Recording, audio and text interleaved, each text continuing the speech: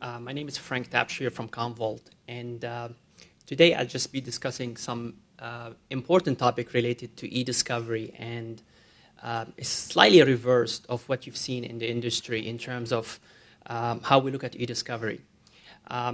Classically, you see e-discovery around data, how do you absorb data and how do you manage data. The important topic today we'll be discussing is how do you delete data in a defensible manner.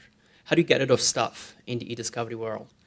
So I'll be focusing a little bit more on defensible deletion in addition to the classic e-discovery components. Just a quick overview about CommVault and what we do and my background. Around 10 years ago, I was approached by some guys in Silicon Valley to start a company called Metalinx and really related to early data assessment. This is right after the Enron case. And it's around analyzing emails and finding relevant data for the legal world around emails and files management. It was an interesting field because data is growing. And back in the days, we used to get cases of a few hundred megs, and we'll be able to analyze the data in a classroom style type of environment and find the result. Today, it's in the gigabytes, it's in the terabytes, and you need some machine type of language, some automation process to manage all this information. So I start getting involved in cases related to Department of Justice, Antitrust Division, dealing with some cases related to the technology world as well as to the public utility sector. So it's been a good ride, and it's a very interesting market because they have changed. There's more integration into the enterprise environment. It's no longer a case-centric environment. It's more on enterprise grade to understand the scope of your data. It's about strategy, no longer about a transactional dealing with a particular case in the process. So just a quick introduction on CommVault. We're a global company.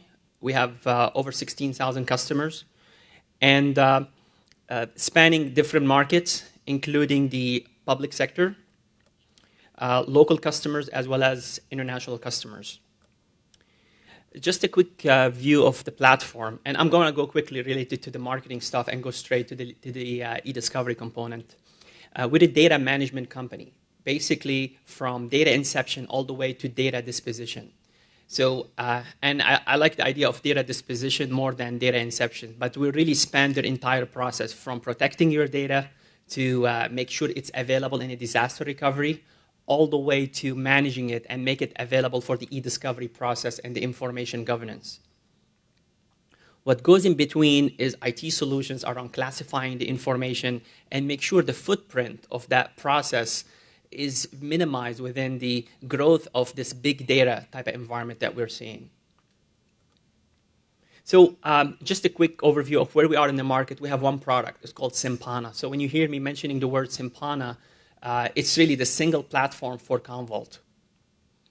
So this is just a quick overview of what we do. Going straight to some hot topic in today's market, I'm going to let this build up, but really you see there are all these different trends. People talk about the cloud, public cloud, private cloud, business intelligence. At the bottom, you see there are big topics. I've been visiting clients for the last 6 months on the West Coast, from Denver all the way to California. Every customer have issue of data retention and data, classification. How do we get rid of stuff? How do we manage this volume of information? We can just go buy more storage and let the problem go away for a few months, or we can just fix that problem. The next one you see in here is the need to manage this information and search it. It's one thing to retain something, but at the same time, you want to apply all these rules on top of the data set. And this is what information governance is. So this whole search process needs to be dynamic, needs to be almost instantaneous in terms of finding information.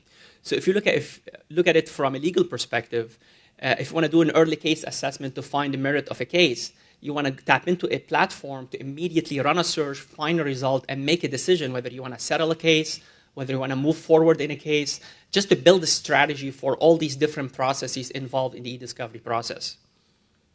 So information governance, the last one you see here, it has many components. I mean, e-discovery is a subset of information governance. Just the basic definition of information governance is being able to have visibility on the data. Make sure you can have an actionable workflow around it. E-discovery is a good example where you can have a visibility on your ESI information, electronically stored information, and take an action. And that action can be putting it on legal hold, take it to a document review process, make sure you produce it for that legal process also. What's making things actually worse in this whole IT world is the growth of data. This is a research by the ESG group, and really it shows that data is growing at a ratio of 110% per year. So this problem is not going away anytime soon. People still generating data. If you look at your computer, you used to buy a computer with 100 gig, now it's in the terabyte, and this information have to be discoverable.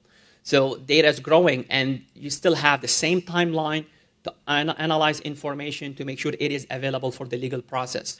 So the timeline is still the same, but the data is growing. So there's a need to have a bigger freeway or bigger route to manage this information and include it in that process.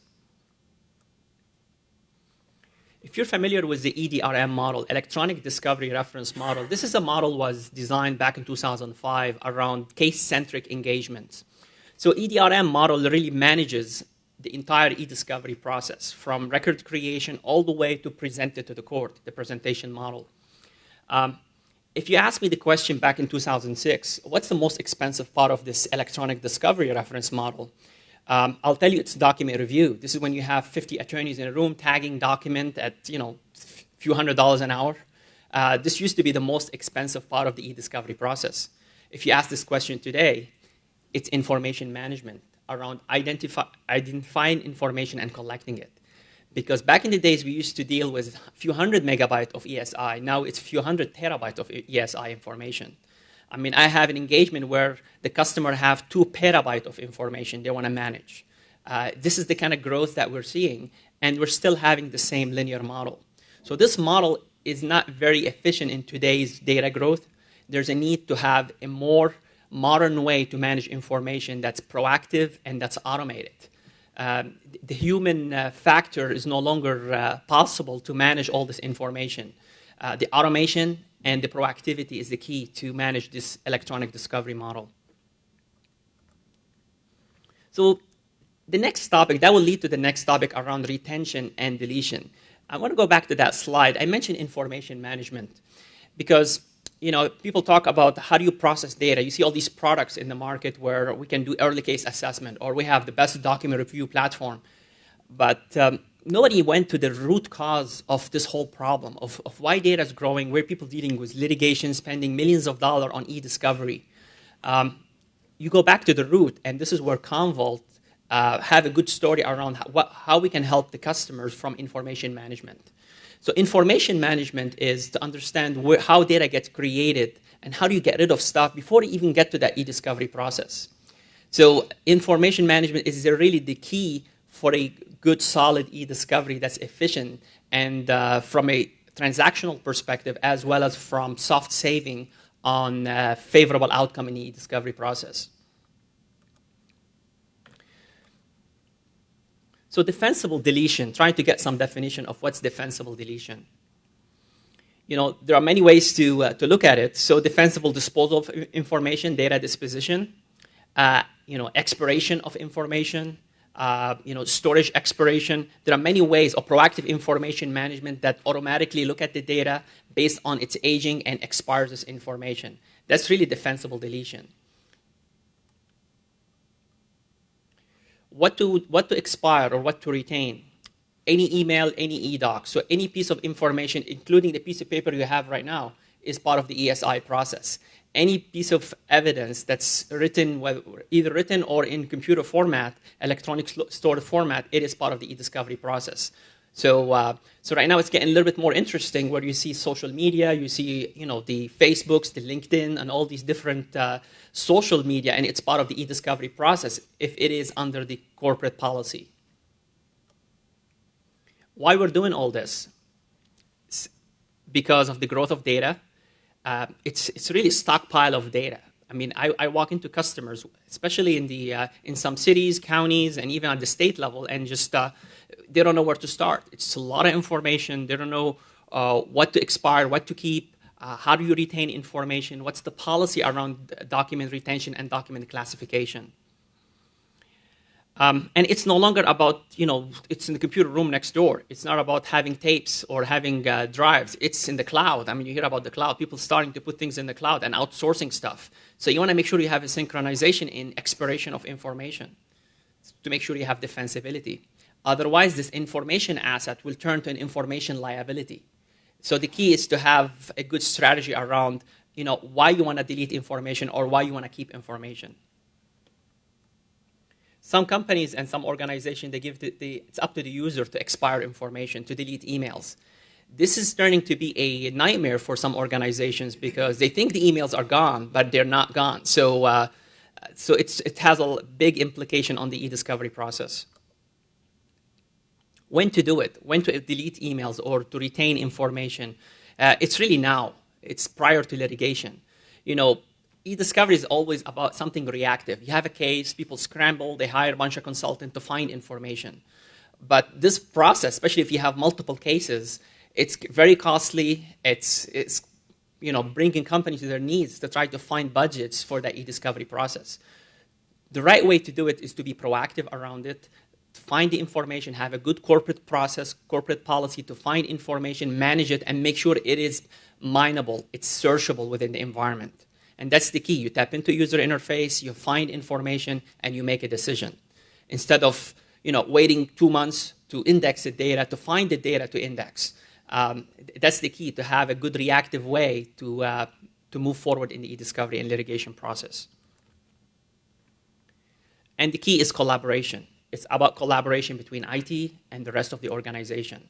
HR, there's issues of hiring, employee termination, employee-related issues, legal. You have, class action lawsuit. You have, companies, you're suing a company or companies suing you. All this information have to be available to you so you can make a decision. And you look at another research. It's an independent research. You see that data expiration and deletion is the #1 priority for the e-discovery process because corporates and organizations are realizing that they can manage information, they can buy bigger systems and more storage, but really going back to the root cause of this problem, we need to get rid of stuff. This stuff is liability. We need to get rid of this liability. So they're going back and defining a policy to get rid of stuff. So by the time you get to e-discovery, you're discovering the important information, the responsive information to your case. You're not spending 80% of your time trying to review and analyze content that's not related to the e-discovery process. From a numbers perspective, you're not spending a few $100 an hour trying to figure out if this data is relevant or not. If you notice, the #2 in this list is data collection. Data collection, really, it's the next big part where you find information. Now, how do you collect it? How do you access it within the enterprise? People stop putting things in the cloud. Now, how do you go to the cloud and make sure they collect the data? And when you're ready with it, you want to make sure they delete it. So you need the system to go and delete and synchronize this whole deletion. So when you have a request for information and you don't have it, you want to be comfortable, you want to be confident that we don't have this information. So because if you say you don't have it and you do, you have a problem in the in the litigation process. Any questions so far? Okay. It all started back in 2005, 2006 with the Federal Regulation of Civil Procedures changes around handling ESI, electronically stored information. Mainly #2 in the meet and confer sessions, you need to address e-discovery. So prior to that, if you have an e-discovery case, you can just print out a stack of paper, hand it to the opposing counsel, tell them, figure it out. This is the stack of documents. Today, if you're a Microsoft Exchange shop, let's say, you have to make sure you produce Microsoft Exchange information. So the key is to have collaboration, and you need to sit down with the opposing counsel and make sure you have a good strategy around ESI handling, electronically stored information. The last one, Section 37E, it's very important it's around the safe harbor. And this is in line with what I mentioned earlier around defensible deletion. So if you have a policy that you want to delete all these records that's older than 3 years old, just for example, if you have this policy in place, you have a defensibility. So that safe harbor will, you'll be okay in this process. Say we don't have this information because of our policy, and you have the safe harbor policy to move forward in the process. Nobody will question you if you have that policy in place. That only assumes that you're really making the policy work. Correct, yes. And the key is to make it work is to have the collaboration, and I'll mention it later in the other slide, to make sure it's a written policy. It's not a verbal policy. It's written in the corporate environment.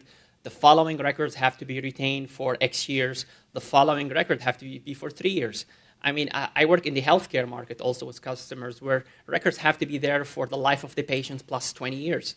So in the public sector, it probably have to be there forever. So whatever you have that applies to your policy, you can stick by it and present it to the court. This is our policy. We do not have these records. And you're fine. You don't have any fines associated because of the safe harbor provision.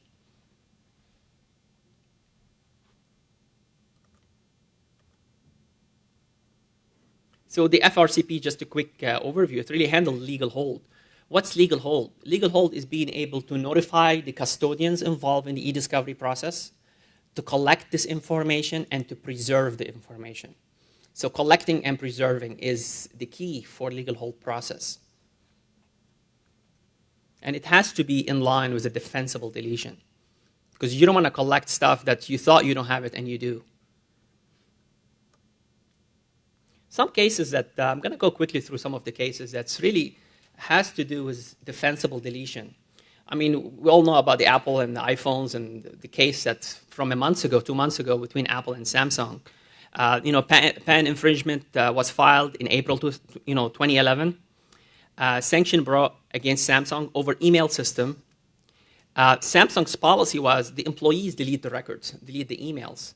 There was a failure to do so, and found that Samsung improperly handled emails and deleted them after the filing of the court.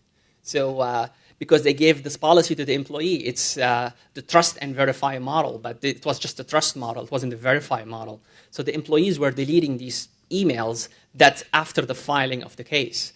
And we all know what happened from there. So, so there were a lot of sanctions related to that particular topic.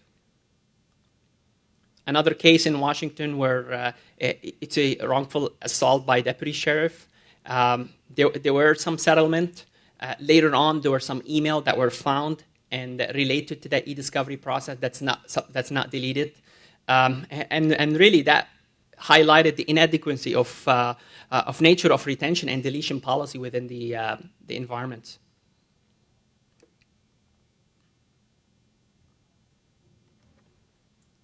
Another case about trade where executive deleted emails, collude to identify document for notification. After notification, when you delete information outside your policy, you have an issue here related to legal hold and the FRCP regulations. So there were heavy fine associated with that, with mishandling emails.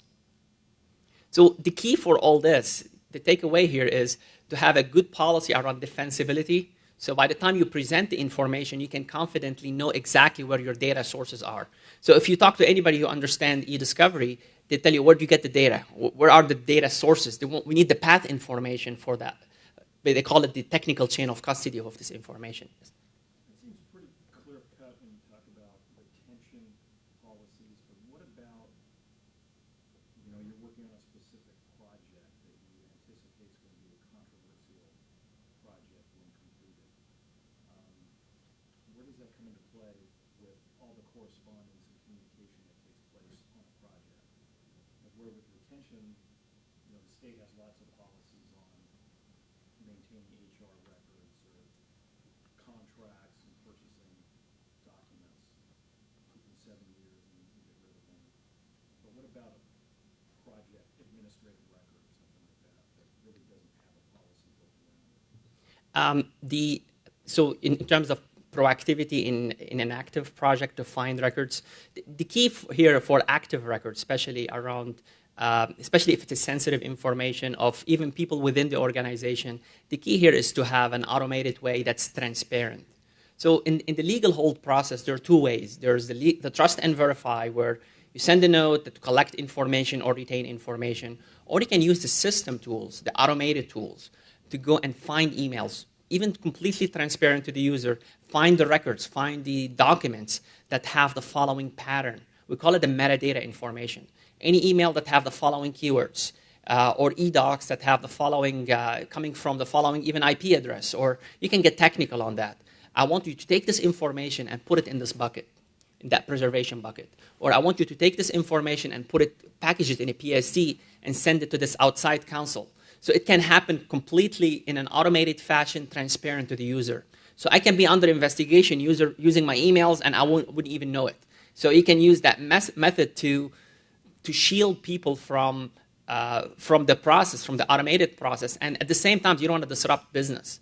The classic way of data collection is, if there's a collection, you stop everybody, you take computers and you stop breaking hard drives and making copies. Or you can go the transparent way by crawling the network or finding a way from the network to the machine, grab the information you're looking for or to the network shares and analyze it and taking a decision on that without disrupting business. Does that answer your question? So is that post or pre-e-discovery? It can be both. It can be post, pre, or even during the e-discovery process. So you can have two parallel cases, one related to e-discovery and one related to internal investigation. But wouldn't that put you in a situation where you might end up keeping a lot of stuff that you don't need to keep, which is kind of anti what you're trying to do? So you don't have to go through this extensive review when it does come about? Yeah, there are techniques to alleviate this problem, and without getting too technical, it's called data deduplication, and we have that with one of the solutions we have at CommVault to dedupe down to the block level. In other words, you can look at an email and you think it's your physical email or a file. In reality, it's a shortcut or it's a link to a file. So there'll be one copy of that email or file within the organization, but each entity is viewing it from their perspective and assigning work product or tags to it, but thinking it's their own copy. In reality, it's one copy across the organization. Your question was in case there's a sensitive project, but there's been no legal action, correct? Yeah. I think so. How do you prepare for that? I think he's asking about how proactive he needs to be. Right. I think you need to go back to what your business needs are, and those need to be dictated in the retention policy, which is kind of separate from this whole thing. Well, we do have a email retention policy, which, 90 days, everything is stripped and then saved to a personal box that has a maximum amount. But sooner or later, you get to those limits. So you're leaving it up to those users to decide what they need to keep and what they don't need to keep. I think the question you're asking, as I understand the question, is there is no suit pending. He's managing a project with potentially sensitive information. I think the answer to his question is, when you reasonably believe that you are going to become party to a suit, that is what initiates the legal hold, and your retention processes have to be, examined very closely and make sure that you're prepped for this pending litigation. But until then, my understanding of the law is you have no affirmative obligation to do anything other than to make sure your policies are being followed. Yes, and this is the idea of information governance that I talked about earlier. Once you accounted where your data is located and index that data so you can run a search on it, you're ready. It's called litigation readiness, or it doesn't have to be litigation. And we're talking litigation today and about legal, but it can apply to any other process. It can be operational need. It can be related to an IT-related issues. Let's say IT want to know if they're running out of storage. They want to know what they're dealing with. So it has a different need besides the legal aspect of it. So today we're focusing on legal, and the key here to get all your house in order is to account to the data sources, index that data, make sure you have visibility to know where your data is located. And then whenever you have a process, you can take an action on that. And stuff will continue to be dropping off of that for your retention policy. But if you don't want it to drop off, there is a process called the legal hold process around data collection, where if there's a case filed today, and this information is going to expire tomorrow, you can put them on legal hold. And what legal hold is making a forensic copy of the data, put it in a preservation bucket that no one have access to. So even if that original data expires, you still have a copy of it, forensically sound and defensible in court. when you need it. It can be infinite. It can be forever. You can keep it as long as you have a case, or even after the case.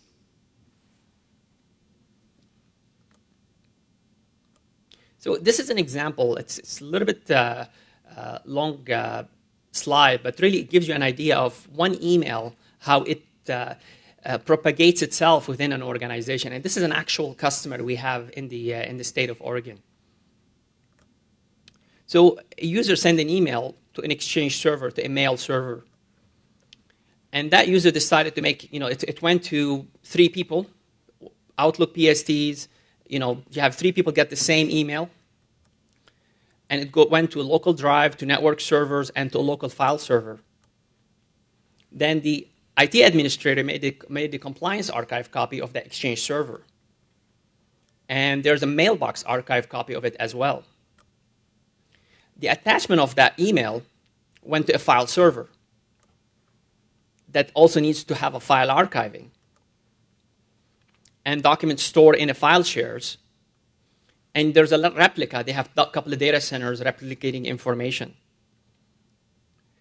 And at the same time, you have to back up all the same information, and you want to make sure you have archiving this information. So at the end of the day, just at the end of the story, from that one email, they use 14 products for that very same email to manage the propagation of that email. There's 125 copies of this email within the organization, the very same email. 81 data passes, moving around the network. All this traffic, it's 81 data passes. And they have to go to 55 places to search for that email, for that very same email. So if you look at from defensibility, they have a mess on their hand, because if they delete 54 places, they still have 1 to go, and they don't even know where. And with the BYOD, bring your own device now, everywhere people want to bring their iPad and their MacBook and looking cool and stuff, it's something else they have to deal with. So it's a big challenge right now, just to, you want to be able to push a delete and delete everywhere across the enterprise. And this is the key for information management strategy.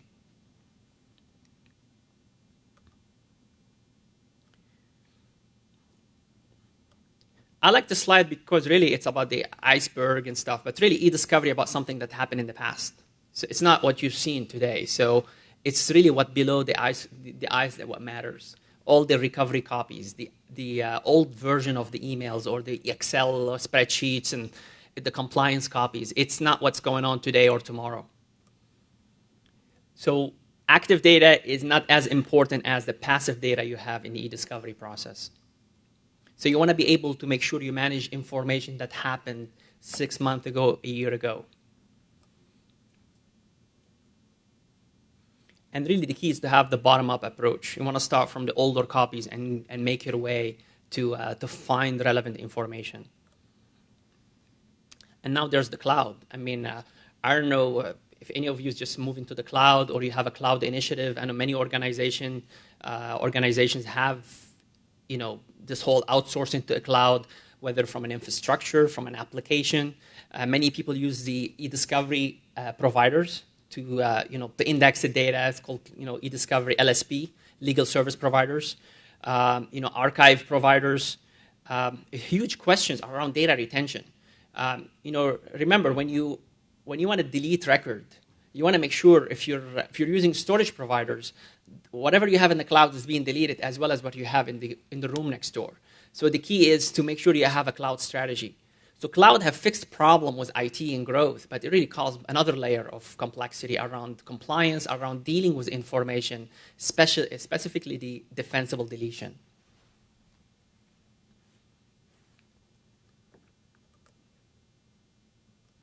Why we're doing all this? I mean, different markets have a different need. Freedom of Information Act, Sarbanes-Oxley, the government and education, healthcare, different markets, and all these different laws around it. That's why we're keeping record. That's why we're retaining record based on, hopefully, a policy that will really alleviate all this problem.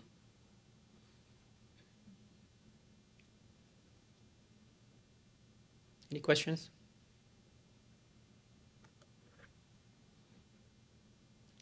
I mean, back to this EDRM model, The impact on this is costly for legal, more time for IT.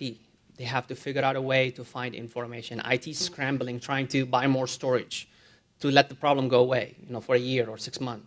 But this cannot continue forever because data is growing, and I don't see any end in sight anytime soon. So solving forward, how we solve all this is to have a proactive model around managing risk and cost at the same time. So the number one really, it's staging the e-discovery process, defining the role between legal and IT. IT needs to understand what legal is talking about. It's a different language. I don't know if you've been to a room where IT and legal are talking. I mean, when you start talking about legal, even like the technical terms, it's different from an IT perspective. So when I say deduplication and I'm a legal person, I mean that differently than an IT person around deduping data. So you can go to details around defining the synchrony in communication between IT and legal. Reducing the bottleneck of search. Bottleneck right now can be the speed of indexing, speed of finding data. Being proactive to, again, this example that I mentioned earlier, to tap into an interface, run a search, find what you're looking for, and you're done. Or let's settle this case. Let's move forward on the case because we can see the evidence right away. So try to find the timely way to find information. And gaining control over cost and risk. You have a case, you learn something from a case. Let's make a template out of it and make it a repeatable process. So that's the key to manage cost. And to manage the risk is making sure you can repeat the same methodologies so you can minimize the impact on the cost, the transactional cost, and at the same time, the soft saving from having a favorable outcome in a case.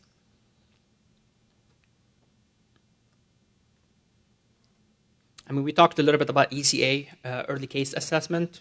That's the key. The key for ECA is search, immediate search of information, not a month later or 2 or weeks later. And the proactive methods of collecting information. This is, I like this topic because, one reason I, joined CommVault is the way we have proactive way to collect information. Being in the market where people, let's reacting, waiting for data so they can ingest it through any discovery system. But if there's a way to have a machine collecting information. So if you're working on a case that's a sensitive case and it has the following parameters, it has the following keywords, the following metadata information, I want you to sit down, have the application set up a job to find all the crawl the information, find any relevant information, and automatically move it on legal hold. I don't want the users or even IT being involved in that collecting this information.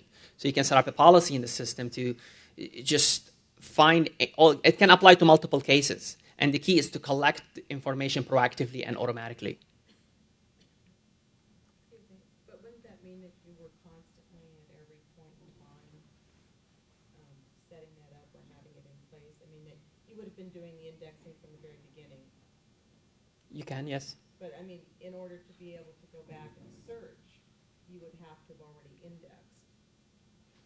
Correct, yes. Okay. And the way you can, we can always, talk about the technical part of it. You can set up what we call proactive indexing.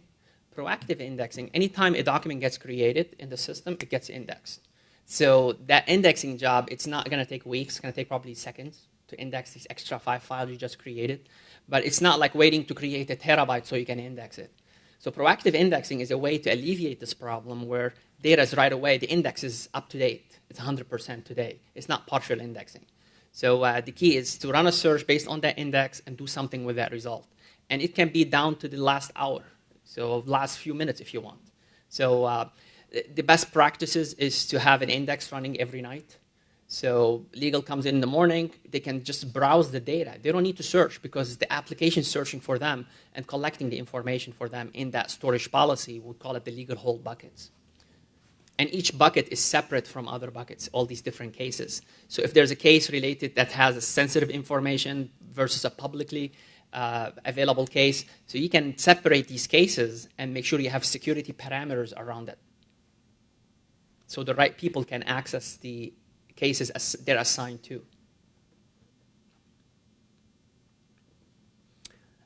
Next slide is if you want to remember anything from the session today, I want you to remember the slide, because really this is what's all about, in the written document.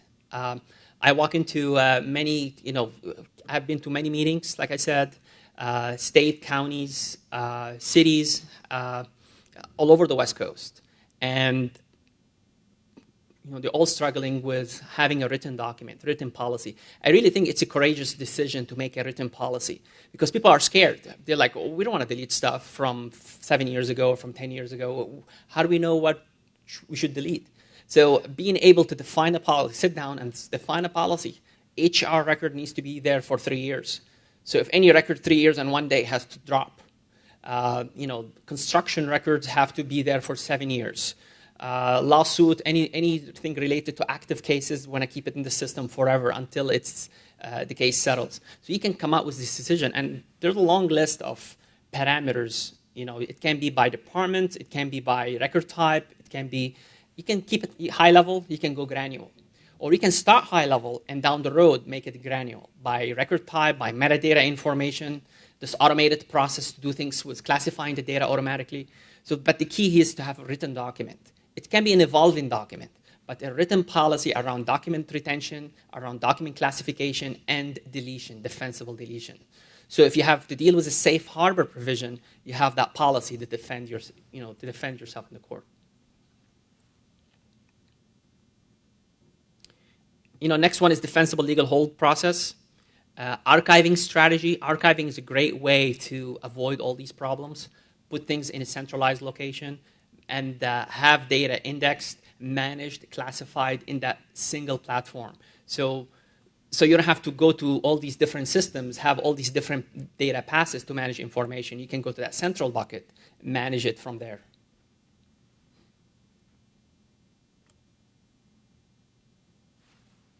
A few more slides, and I'll be able to answer any questions you have. And the key is to embed search. I think I covered that earlier. Is to embed search in the middle. This is the modern way of information management. And I think I alluded to it many times in the presentation, is how do you plug in search? If you remember the EDRM model, all these steps, we take them and make them in a circle and try to embed search. So if you want to do processing, you run a search, you find out the information you want to process. If you want to do preservation, you run a search, you take data and you preserve it. Collection, analysis, export. You search, you find the result, you export it outside the system. The key here is to embed search in the middle of the application. And again, not any search, it's proactive search. It's not on-demand search. It's, data's up to date, the index is updated. You don't need to worry about waiting weeks for data to get indexed. And that will result in reduction in cost for legal, and reduction in IT time spent. I mean, IT have to hire more people to manage this information. They have to spend more time and allocating more energy just to manage this ESI process. So that will minimize their time, because everything is running in an automated process, this collection process. This is the new electronic discovery reference model for information governance. So the four main components of it is the business, what impact on the business, impact on IT, the risk associated with it, and the legal aspect of it. The risk is more on the compliance side. If you notice in the middle, data creation, storing the data, holding and discovering the data, and at the bottom is dispose, to get rid of stuff, that defensible deletion. So you can download the information on the EDRM website, Electronic Discovery Information Governance Model. So what that means, we really divide them in four. If you look at it, on the business, you want to be able to access and analyze information. On the IT efficiency, reduce the cost and volume, instead of keep buying storage and buying infrastructure to manage all this growth. On the risk, to retain and organize, again, this is the policy that we talked about earlier. On the legal side, to search immediately and discover information related to the process. So if we go a little bit more granular, on the risk side, organizing and retaining information, retaining data, retaining and deleting data. You want to have an automated process to minimize the loss of information. So what that means, If you saw I call it the spaghetti slide, where you have all these different, the data, moving everywhere in the organization. You want to be able to push a delete button, and it goes to everywhere and delete this information. That's the key for global deduplication, where you have a single instant copy of the data, but pointers to it in all these different federated systems. So when you push delete, you have defensibility around and track record, all these log files, you went and deleted all the data sources that's associated with this information. So that's the key to make sure you have defensibility around it. Compliance and all the regulations associated with it. So you want to make sure you're aligning yourself with that particular compliance policy. On the discovery side, collection, preservation, being able to access laptops. I mean, laptops, C drives, IM messages, social networking, make sure everything is part of this process. If there's any internal investigation, you want to make sure you have a proactive and transparent way around it. On the business side, you have an insight of information, what type of data we're dealing with, classification of records, analysis of the growth and the trend analysis for that information, and defining a workflow around information governance. On the IT side, it's the TCO analysis. I mean, IT is a cost center, so they want to understand the total cost of ownership, the return on investment for anything they buy. Dealing with the unstructured ESI, unstructured data is the biggest problem today because, I mean, you all heard from the problem of PST. We call it the PST nightmares. People are stopping the PSTs from being generated from the email system because really it's a walking liability. People can take their laptop, go home with it, and it has all corporate information on these laptops. If you get lost in the bus or in the train or at Starbucks, you have a problem. You have your information somewhere. So the key is to minimize the unstructured data and get a control of that unstructured data because it's discoverable ESI. Chain of custody. You hear about the chain of custody everywhere. There are different ways to define chain of custody. I know there's a legal definition of it around who handles this information, but there's also the IT aspect of chain of custody. Where did you get the data? What are the data sources? Is this the correct data we're looking for? So all this path information, the tracking information of where you get this information, and the logging and the auditing have to be available to IT and to legal. And all these new services around providers and around the cloud services. How do you manage your cloud vendor to make sure they're not sharing your information with another vendor or with another company or another entity?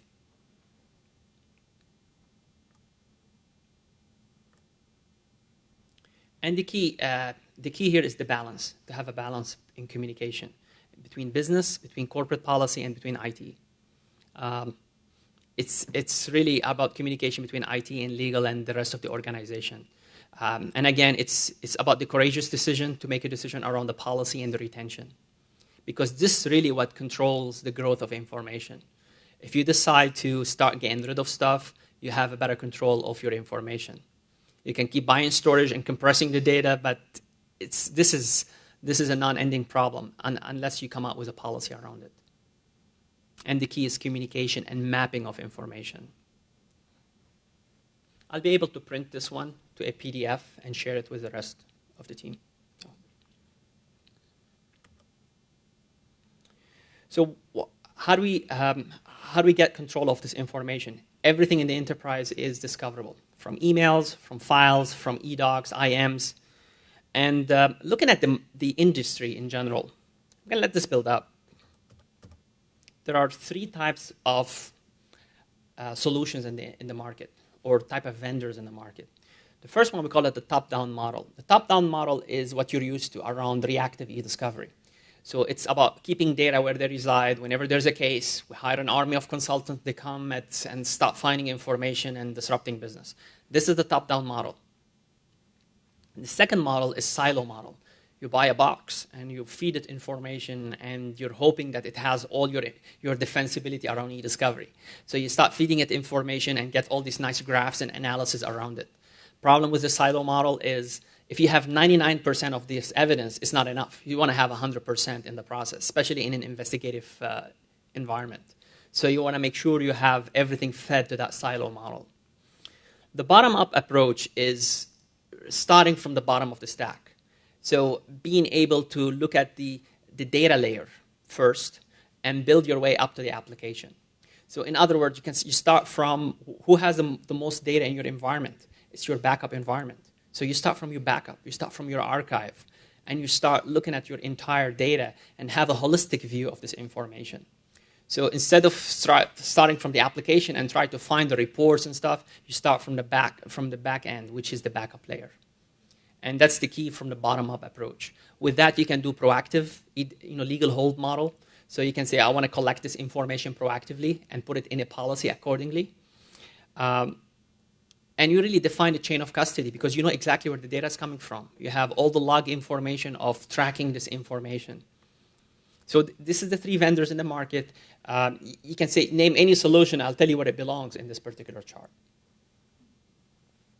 Just for the record, CommVault is in the bottom-up approach because really, we're a backup vendor, so we start from the backup layer and we'll make our way. And backup has everything in the passive data. It's really a genius way to find your information instead of collecting it twice. Instead of backing it up and collecting it, the backup is the collection process. So it's a great way to look at e-discovery. It's just cut corners. All these extra steps involved in the e-discovery process.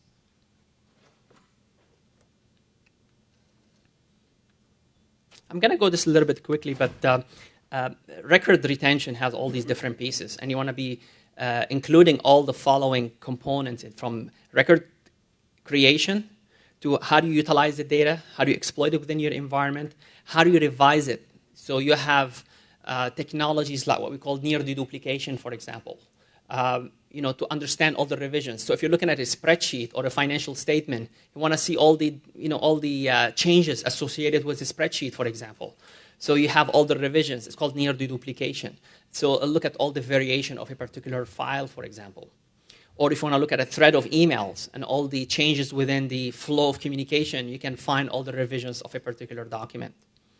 Retention, we talked plenty about retention and how do you keep it and how do you dispose it, all the way to purging it. And not just deleting it from the environment, to make sure you have storage reclamation. So there's an IT benefit for it. Because when you delete record, you want to make sure it's disposed from the sectors. So storage can be utilized for new data. So you don't need to go back and buy more storage and more disk.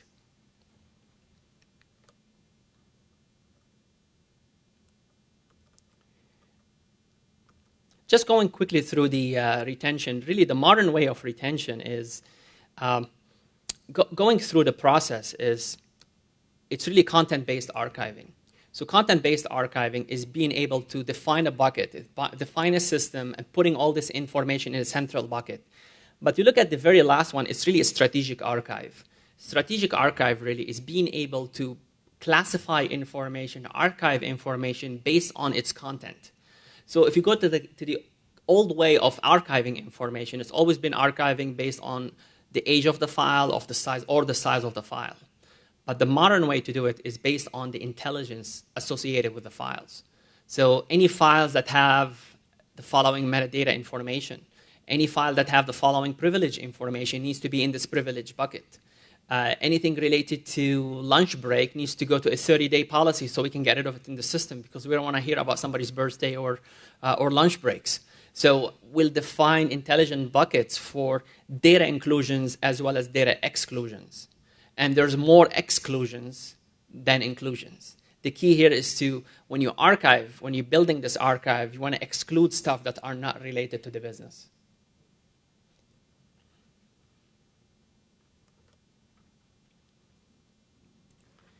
Some of the wish lists that I already mentioned about is process the information once. You don't want to go back and forth and look for the same data over and over again. Storing it once instead of storing it in different buckets. Have different purposes for it. It can be for operation or for e-discovery.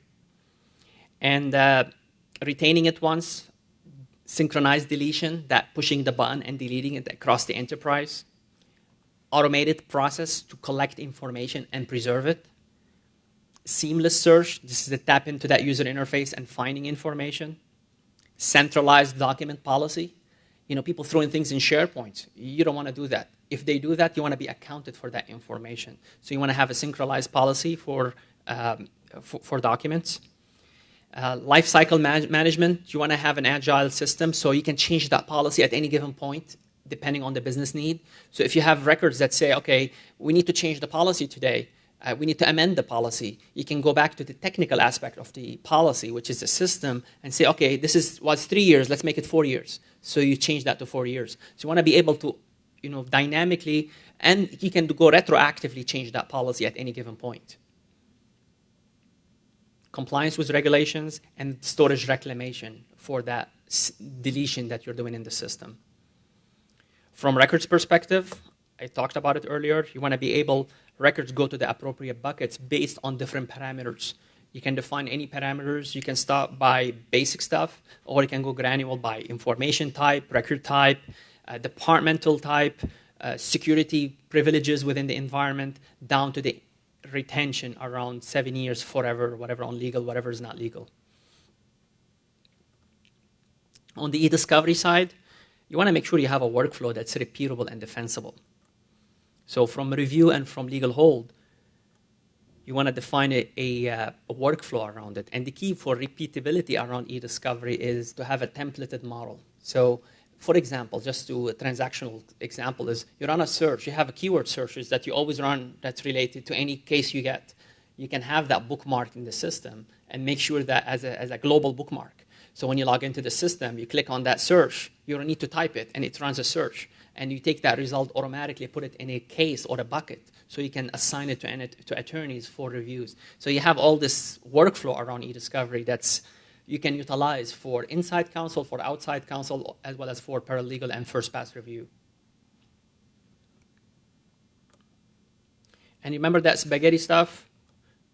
You want to make sure you have a virtualized pool of storage. That single copy with pointers to everywhere within the organization. And the end result, you're only managing 2 products, the archiving product as well as the Microsoft Exchange in this example.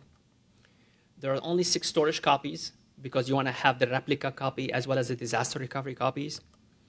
9 data passes only versus I think it was 45 or 60 data passes. But what's more important than everything else, there's only one place to search, and that's the key for defensibility around e-discovery. Tap into that single interface. So when you're asked by the court, did you find everything related to the following topics, the following keywords? Because they go down to the keywords, say yes, this is our system, we run a search, these are the files. We find 45 documents that have the following hits. These are the documents. So you have defensibility. You don't have to worry about Frank running with his laptop having the extra 2 documents on his laptop because you have a centralized view of the data set. And this is the key to get all your ducks in a row around e-discovery. That one place to search. The last section is what's the next step? I mean, how do we take advantage of this from business perspective? Or let's deploy a solution. What's the next step in deploying a particular solution for this? You want to understand the volume. What are we dealing with? How big is your environment? If you don't know, you have to know because really at the end of the day, everything sits in your IT environment is discoverable. It's part of the e-discovery process. How many objects, how many items we're dealing with? Is it 1 billion files? Is this multiple petabyte of information? What's the speed of processing? Do we have adequate systems to run that process? What's the retention that's required? You go ask the business, the legal folks. You don't want to keep things forever unless you have to keep it forever. So there are records that should not be kept forever, should not be kept for more than 30 days probably. So you want to find these records and get rid of them within your environment. Protection that needs to be in place. What's the security aspect of it? Are we using the security layer, for example, the Active Directory, the Microsoft environment to protect your storage and your access control? And the value that we have on search and dedupe from an e-discovery and from compliance. So there's the e-discovery aspect of it and there's a compliance aspect of it. So, Freedom of Information Act, you want to do the record declaration. How do you find this record? You want to make sure you find the right records, and the speed of finding records is all part of this information governance process. And defining TCO analysis around not having a solution today and having a solution. What's the short-term, midterm, and long-term cost on do nothing. You know, any solution versus do nothing. What's the impact on the business? It might cost money in the short term, but in the long term, there's a tremendous saving. Can we get our ROI in 12 months? And from there, it's a gravy. It's just extra benefits for the organization. So there's aspect of understanding the TCO and the ROI analysis. And I worked in procurement about 12 years ago, and the biggest thing that I learned around TCO analysis is not so much the cost saving, it's the cost avoidance. This is the biggest aspect. It's like the legal process. It's not the transactional cost, it's the soft saving around defensibility and favorable outcome. So in TCO, it's how do you avoid dealing with this? You might not need it today. It's like having an insurance policy. It's an inconvenience to cut a check every month, but at the end of the day, if you have an event, you want to be able to flip the switch and and don't have to deal with it. Last slide is really what lawyers want. It's reducing the risk and cost. There's a pressure. I mean, you can no longer give, especially I work at the enterprise level, and they're like blanket POs and cut every quarter for the attorneys, and it's $500-600 an hour, and trying to deal with this process. Controlling the cost, the risk associated with the e-discovery process. If we don't produce by end of November, what's going to happen? What's the problem? What are we going to deal with?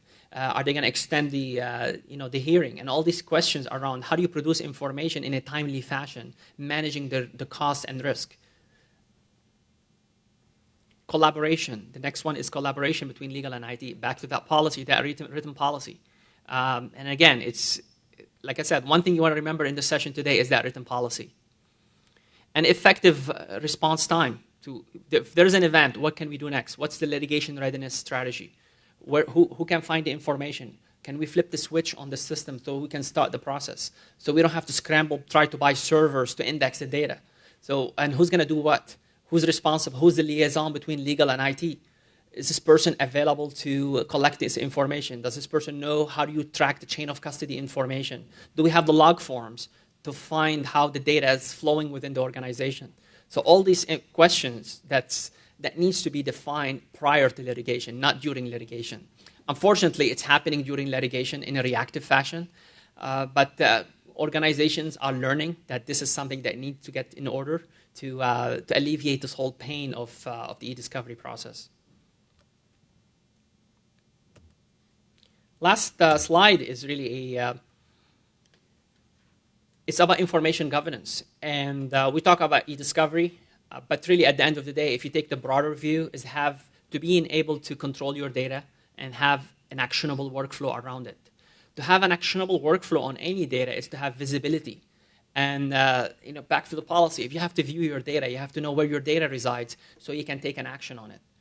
E-discovery is an action of information governance. So if you look at all these different definitions of what you can do with information governance, record declaration, retention management, enterprise search. I mean, you can use it. It doesn't have to be for legal. It can be utilized for anything related to the organization. Privacy violation. I mentioned the declaration. And on top of it, all the intelligence and all the tools you have to make sure you have a better decision around your information. Thank you.